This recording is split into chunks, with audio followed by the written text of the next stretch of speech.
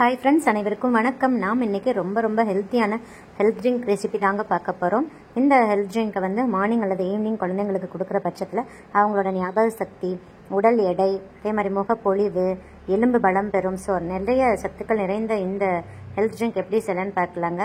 இதோட சுவை பார்த்தீங்கன்னா ஹார்லிக்ஸ் கடையில் வாங்குவோம் பார்த்தீங்கன்னா அது மாதிரியே இருக்குங்க. ஒரு 75% அந்த டேஸ்ட்டில் இருக்கும். ஆனால் அதை விட ரொம்ப ஹைஜீனிக்கானது.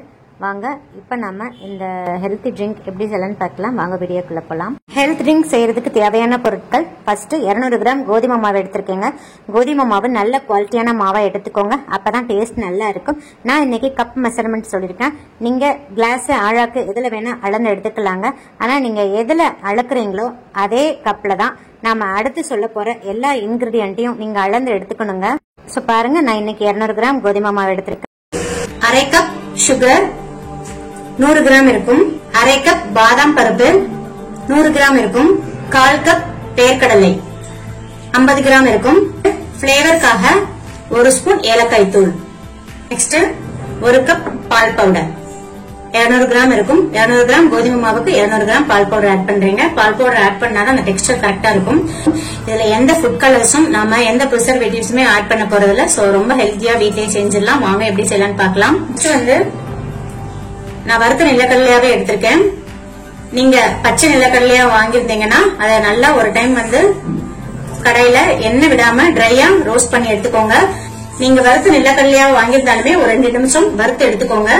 எடுத்துட்டு அதோட ஸ்கின் எல்லாம் ரிமூவ் பண்ணி வச்சுக்கோங்க. நெக்ஸ்ட் அரை கப் பாதாம் எடுத்திருக்கேன். அதையுமே நீங்க ட்ரையா ரோஸ்ட் பண்ணி எடுத்துக்கோங்க. பாதாம் நீங்க ரோஸ்ட் பண்ணிட்டு இருக்கும் போதே இந்த மாதிரி டப் டப்னு சவுண்ட் வரும். அந்த ஸ்டேஜ்ல நீங்க பாதாம் எடுத்துடலாம். நல்லா கருகிராம வறுத்துக்கோங்க. கருகிருச்சுன்னா நம்ம செய்யற ஹார்லிக்ஸ் நல்லா இருக்காது. கடாய் எடுத்துக்கோங்க. கடாயை நல்லா ப்ரீ ஹீட் பண்ணிக்கோங்க. கடாய் நல்லா ஹீட் ஆகவும் ஃபிளேமை சிம்ல வச்சிருக்கோங்க. கண்டிப்பா ஃபிளேம் சிம்ல தாங்க இருக்கணும். எடுத்திருக்கிற 200 கிராம் அதாவது 1 கப் கோதுமை மாவு இதை ஆட் பண்ணிடலாம். கோதுமை மாவோட கலர் நல்லா சேஞ்ச் ஆகி வரணும். அது வரைக்கும் நல்லா ரோஸ்ட் பண்ணிக்கோங்க. ஏன்னா கோதுமை மாவை நல்லா ரோஸ்ட் பண்ணலைன்னா வயிற்று வலி போன்ற ப்ராப்ளம்லாம் வரும். சோ நல்லா அதோட கலர் சேஞ்ச் ஆகணும். நல்ல ப்ரௌன் கலர்ல வரணும். அந்த அளவுக்கு நீங்க வறுத்துக்கோங்க. குறைந்தபட்சம் ஒரு 1/2 hour ஆகுங்க. நான் வறுத்துட்டு உங்களுக்கு காமிக்கிறேன். கோதுமை மாவு நல்லா கலர் சேஞ்ச் ஆயிடுச்சு. எனக்கு கரெக்டா 1/2 hour ஆச்சுங்க. நீங்க வேலையெல்லாம் முடிச்சிட்டு ஃப்ரீயா இருக்கிற டைம்ல இந்த ப்ராடக்ட் செய்ய ஆரம்பிங்க. அப்பதான் நம்ம பொறுமையா செஞ்செடுக்க முடியும். கண்டிப்பா கோதுமை மாவு நல்லா ரோஸ்ட் ஆயிடணும். இல்லாட்டி வயிற்று வலி போன்ற உபாதைகள்லாம் வரும் கோதுமை மாவு பச்சையா சாப்பிட்டோம்னா. சோ இந்த ஃப்ரையிங் டைமை மட்டும் குறைச்சிடாதீங்க. இப்ப நம்ம ஒரு பிளேட்டுக்கு டிரான்ஸ்ஃபர் பண்ணிடலாம். டிரான்ஸ்ஃபர் பண்ணிட்டு நல்லா ஆற வச்சிடலாம். இப்ப கோதுமை மாவு நல்லா ஆறிக்கிட்டு இருக்கட்டும். அதுக்கு மெயின் டைம்ல நாம இதெல்லாம் அரைச்சிடலாம். 1/4 கப் வறுத்த வேர்க்கடலை இதை ஆட் பண்ணிடலாம். அரை கப் வறுத்த பாதாம் அதையும் ஆட் பண்ணிடலாம். கொஞ்சம் கூட தண்ணி இல்லாம நல்லா தொடச்சிட்டு இதெல்லாம் ஆட் பண்ணிக்கோங்க. இப்ப பாதாமையும் நிலக்கடலையும் இப்படியே அரைச்சோம்னா நல்லா அரைப்படாது. அதுவும் இல்லாம அதுல இருக்கிற ஆயில் ஊஸ் அவுட் ஆகி வர்றதுக்கு ரொம்ப சான்சஸ் இருக்கு. சோ இந்த மாதிரி சுகர் சேர்த்து அரைங்க. அப்பதான் நல்லா அரைப்படும். அரை கப் சுகர் சேர்த்திருக்கேன். நீங்க உங்க ஸ்வீட்னஸ்க்கு தகுந்த மாதிரி ஈக்குவலா கூட எடுத்துக்கலாம். 1 கப் கூட எடுத்துக்கலாம். இப்ப நம்ம இதை அரைச்சிட்டு வந்துடலாம். நான் அரைச்சிட்டு வந்துட்டேன். ரொம்ப அரைக்க முடியாதுங்க. இந்த அளவுக்கு கொஞ்சம் கோர்ஸா தான் அரைச்சுக்கோங்க. சோ கொஞ்சம் விட்டு விட்டு பல்ஸ் கொடுத்துக்கோங்க. இப்ப நாம எடுத்து வச்சிருக்கிற 1 கப் பால் பவுடர் இதில் ஆட் பண்ணிடலாங்க. பிளேவருக்காக 2 ஸ்பூன் ஏலக்காய் தூள் ஆட் பண்றீங்க. இதை ஒரே ஒரு பல்ஸ் மட்டும் விட்டு எடுத்துக்கோங்க. ஏன்னா அந்த பால் பவுடர்லாம் கொஞ்சம் அப்பதான் மிக்ஸ் ஆகி வரும். அதனாலதான் நான் பால் பவுடர்லாம் நல்லா மிக்ஸ் ஆகிற அளவுக்கு ஒரு பல்ஸ் விட்டு எடுத்துட்டேன். இப்ப நம்ம அரைச்சு வச்சிருந்த இந்த மாவெல்லாம் சேர்த்துடலாம். இது கூடயே கோதுமை மாவையும் சேர்த்து சளிச்சுக்கோங்க. பாருங்க கோதுமை மாவோட கலர் பாத்தீங்களா எவ்வளவு சேஞ்ச் ஆயிருக்கு பாருங்க. இந்த அளவுக்கு நீங்க ட்ரை ரோஸ்ட் பண்ணிக்கணுங்க. இதையும் சேர்த்து நீங்க சளிச்சுக்கலாம். அப்பதான் நல்ல ஸ்மூத் பவுடரா கிடைக்கும். நமக்கு இவ்வளவு திட்டு இருக்கு. இதை நம்ம ரிமூவ் பண்ணிடலாம். அவ்வளவுதான். பாருங்க ஃபைனலா நம்மளோட ஹோம்மேட் ஹார்லிக்ஸ் ரெடி ஆயிடுச்சு. நீங்க ஒரு ஏர்டைட் கண்டெய்னர்ல ஸ்டோர் பண்ணி ஃப்ரிட்ஜ்ல வச்சுக்கோங்க. 1 month ஆனாலும் கெடாதுங்க. அப்படியே இருக்கும். ஈரம் படாம பாத்துக்கணுங்க. நீங்க ஸ்பூன்ல வச்சு எடுக்கிறச்சையும் ஸ்பூன்லயும் ஈரம் இல்லாம பாத்துக்கணும். சோ அதான் முக்கியம். ஈரம் பட்டுச்சுன்னா கெட்டு போயிடும். குறைந்த செலவுல போதுமான சத்துக்கள் நிறைந்த இந்த புரோட்டீன் பொடியை நீங்களும் தயார் பண்ணி வச்சுக்கோங்க. ஸோ பாதாம் கொஞ்சம் காஸ்ட்லின்னு நினச்சிங்கன்னா பாதாமோட அளவை குறைச்சிக்கிட்டு வேர்க்கடலையோட அளவை கூட்டி கூட நீங்கள் சேர்த்துக்கலாங்க. வேர்க்கடலையிலும் ஈக்குவலான சத்துக்கள் நிறைஞ்சிருக்கு. ஏன்னா ஏழைகளின் முந்திரினே வேர்க்கடலையை சொல்லுவாங்க. வேர்க்கடலையில் ஃபோலிக் ஆசிட் அதிக அளவு இருக்கிறதுனால குழந்தைங்களோட ஞாபக சக்திக்கு ரொம்ப ரொம்ப அதிக பங்களிக்குதுங்க. ஸோ வேர்க்கடலையோட அளவை கூட நீங்கள் கூட்டி சேர்த்துக்கலாங்க. இப்போ நம்ம எப்படி பாலில் மிக்ஸ் பண்ணலாம்னு பார்த்துடலாம். இப்போ ஒரு கப் எடுத்துக்கோங்க. அதில் நான் 1 ஸ்பூன் நாட்டு சக்கரை சேர்க்கிறேன். ஹோம்மேடு ஹார்லிக்ஸ்ல இருந்து 1 ஸ்பூன் எடுக்கிறீங்க. ஆட் பண்ணிடலாம். சூடான பால் இதை கூட மிக்ஸ் பண்ணிக்கோங்க. நல்லா கலந்து விட்டுக்கோங்க. நம்மளோட ஹோம்மேட் ஹார்லிக்ஸும் ரெடி ஆயிடுச்சு. ஹோம்மேட் ஹார்லிக்ஸ் பவுடரும் ரெடி ஆயிடுச்சு பாருங்க. இந்த ஹெல்த் ட்ரிங்கை தினமும் காலையில குழந்தைங்களுக்கு கொடுக்கலாம். அப்படி இல்லைன்னா ஈவினிங் ஸ்கூல் விட்டு வரும்போது கூட கொடுத்துக்கலாங்க. ரொம்ப எனர்ஜெட்டிக்கா ஃபீல் பண்ணுவாங்க. சம்டைம்ஸ் நம்ம வீட்டில் பால் இருக்காதுங்க. அந்த டைம்ல இதை சுடுதண்ணில கூட மிக்ஸ் பண்ணி சேர்த்துக்கலாங்க. சுடுதண்ணில மிக்ஸ் பண்றச்ச 1 to 2 ஸ்பூன் வரைக்கும் இந்த ஹார்லிக்ஸ் பொடியை சேர்த்துக்கோங்க. ரொம்ப டேஸ்டா இருக்கும். கண்டிப்பா ட்ரை பண்ணி பாருங்க. நெக்ஸ்ட் பாதாம் ஹெல்த் ட்ரிங்க் எப்படி ஈஸியா இன்ஸ்டன்டா செய்யலாம்னு பார்க்கலாங்க. கடையில இதோட ரேட் ரொம்ப அதிகமா சொல்லுவாங்க. குவான்டிட்டியும் கம்மியா தான் கிடைக்கும். நம்ம வீட்டிலேயே குறைந்த செலவில் அதிக குவான்டிட்டியை செஞ்சு வச்சுக்கலாங்க. ரொம்ப ஹைஜீனிக்காவும் இருக்கும்.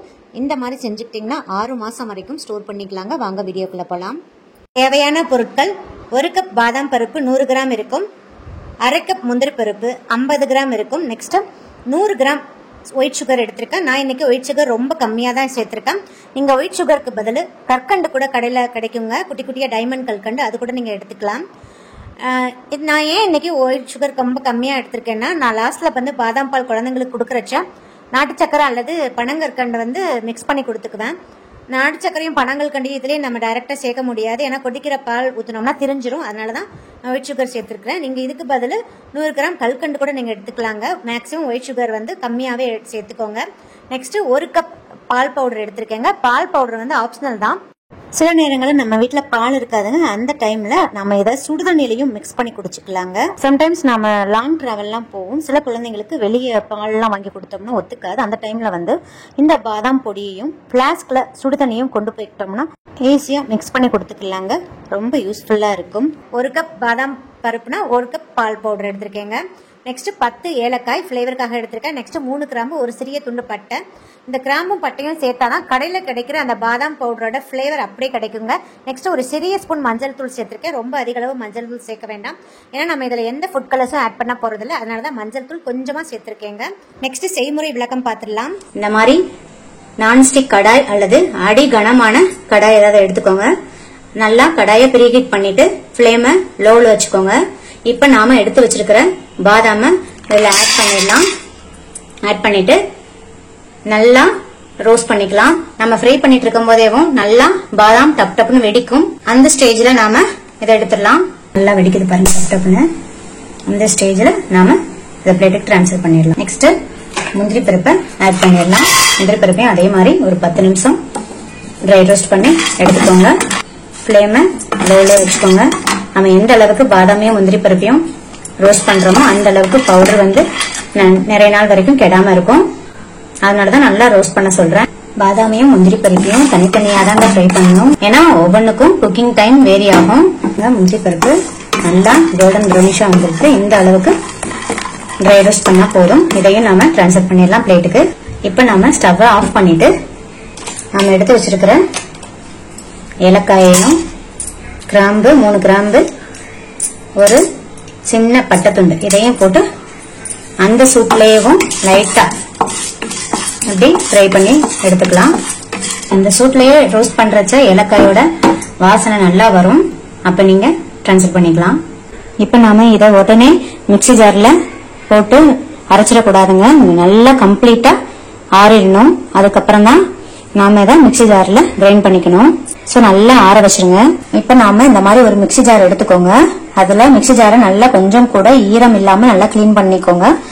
அதுல நாம ஏற்கனவே ட்ரை ரோஸ்ட் பண்ணி வச்சிருக்கிற ஏலக்காயையும் 3 லவங்கம் ஒரு பட்டை துண்டையும் ஃபர்ஸ்ட் சேர்த்துக்கலாம். இப்படியே நாம அரைச்சோம்னா ஏலக்காய் இதெல்லாம் நல்லா அரைப்படாது. அதனால நாம அது கூட எடுத்து வச்சிருக்கிற ஒயிட் சுகரையும் ஆட் பண்ணிடலாம். ஆட் பண்ணிட்டு நம்ம இதை நல்லா பவுடர் ஃபார்ம்ல அரைச்சிட்டு வந்துக்கலாம். பவுடரை அரைச்சிட்டு வந்துட்டேன். இது கூடயேவும் நாம எடுத்து வச்சிருக்கிற பாதாம் பருப்பையும் முந்திரி பருப்பையும் ஆட் பண்ணிருங்க. இதை நம்ம தனியா அரைக்க முடியாது, இந்த மாதிரி சுகர் பவுடர் கூட சேர்த்து தான் அரைக்கணும். இல்லாட்டி தனியா அரைச்சோம்னா இந்த பாதாம்லயும் முந்திரியிலையும் இருக்கிற ஆயில் கண்டென்ட் வெளியே வர்றதுக்கு சான்சஸ் இருக்கு. இதை நாம ஒரே தான் நீங்க அரைச்சிடாதீங்க, கொஞ்சம் விட்டு விட்டு அரைக்கணும். ஏன்னா நம்ம இதை ஃபைன் பவுடர் அரைக்க முடியாது, கோர்ஸா தான் அரைக்கணும். அதனாலதான் கொஞ்சம் விட்டு விட்டு கிரைண்ட் பண்ணிக்கோங்க. நான் கிரைண்ட் பண்ணிட்டு உங்களுக்கு காமிக்கிறேன். பாருங்க, இந்த அளவுக்கு நல்லா கோர்ஸா அரைச்சுக்கோங்க. நீங்க பாதாமையும் முந்திரியையும் நல்லா ரோஸ்ட் பண்ணாதாங்க இந்த மாதிரி கோர்ஸா கிடைக்கும். பாருங்க, 1 ஸ்பூன் மஞ்சள் தூள் ஆட் பண்றேன். நெக்ஸ்ட் பால் பவுடரையும் ஆட் பண்ணிடுறேன். ஆட் பண்ணிட்டு லைட்டா ஒரே ஒரு பல்ஸ் மட்டும் விட்டு எடுத்துக்கோங்க. பாருங்க, நான் ஒரே ஒரு பல்ஸ் விட்டு எடுத்துட்டு வந்திருக்கேன். எவ்வளவு நல்ல எல்லோயிஷா இருக்கு பாருங்க. ஒரே 1 ஸ்பூன் மஞ்சள் தூள் தாங்க ஆட் பண்ணேன். கடையில எல்லாம் மஞ்சள் தூள் ஆட் பண்ண மாட்டாங்க, ஃபுட் கலர்ஸ் தான் ஆட் பண்ணுவாங்க. நாம ஒரு பிளேட்டுக்கு டிரான்ஸ்ஃபர் பண்ணிட்டு நல்லா ஆற வச்சுட்டு இந்த மாதிரி மாவு சல்லடையில நல்லா சலிச்சு எடுத்துருங்க. அப்பதான் அந்த திப்பி திப்பியா இல்லாம கடையில கிடைக்கிற பவுடர் மாதிரியே நல்ல ஸ்மூத்தா இருக்குங்க. சின்ன குழந்தைங்களுக்கு இந்த பாதாம் பவுடர் வந்து பால்ல மிக்ஸ் பண்ணி கொடுக்கறச்ச அந்த பாதாமோட பீசஸ் வந்து பால்ல லாஸ்ட்லயே தங்கிருங்க, அந்த கிளாஸ்லயே தங்கிரும். அது இல்லாம அந்த பீசஸோட குடிக்கிறச்ச அவங்களுக்கு தொண்டையில ஒரு மாதிரி கரக்கரன்னு இருக்கும். அதனாலே அதை அவாய்ட் பண்ணிடுவாங்க. பெரிய குழந்தைங்கன்னா அந்த பீசஸ் வந்து கடிச்சு சாப்பிட்டுருவாங்க, சின்ன குழந்தைங்க சாப்பிட மாட்டாங்க. அதனாலதான் நல்லா சலிச்சு வச்சுக்கிட்டீங்கன்னா பால் நல்லா மிக்ஸ் ஆயிருங்க. ஸோ ஈஸியா அவங்க குடிச்சிருவாங்க. சலிச்சு எடுத்த பாதாம் பவுடரை வந்து இந்த மாதிரி ஒரு ஏர்டைட் கண்டெய்னர்ல ஸ்டோர் பண்ணி வச்சுக்கிட்டேன். இப்போ பால்ல மிக்ஸ் பண்ணிடலாம். இதே டீஸ்பூன்ல 1 டீஸ்பூன் வந்து நல்லா பொங்க பாதாம் பவுடர் எடுத்துக்கோங்க. நெக்ஸ்ட் நல்ல சூடான பால் அதில் சேர்த்துடுங்க. சேர்த்துட்டு கடைசியில் இது கூடயே கொஞ்சம் ஆரம் நான் நாட்டு சக்கரை சேர்த்துக்குவேங்க. சேர்த்துட்டு நல்லா மிக்ஸ் பண்ணி கொடுத்துருங்க. பாருங்க, ஃபைனலாக நம்மளோட இன்ஸ்டன்ட் ஹோம்மேட் பாதாம் பால் ரெடி ஆயிடுச்சு. இதை வந்து குழந்தைங்களுக்கு மார்னிங் ஒரு கிளாஸ் கொடுங்க. நைட்டு படுக்க போறதுக்கு ஒரு 2 ஹவர்ஸ்க்கு முன்னாடி ஒரு கிளாஸ் கொடுத்து விட்டுருங்க. இந்த பாதாம் பாலை ஃப்ரிட்ஜில் வச்சு நல்லா சில்லுன்னு குடிக்கலாங்க. இந்த சம்மருக்கு நல்ல டேஸ்டாவும் இதமாவும் இருக்குங்க. அதே மாதிரி இந்த பாதாம் பவுடரை பயன்படுத்தி குல்ஃபி செஞ்சீங்கன்னா ரொம்ப ரொம்ப டேஸ்டா இருக்குங்க. ட்ரை பண்ணி பாருங்க.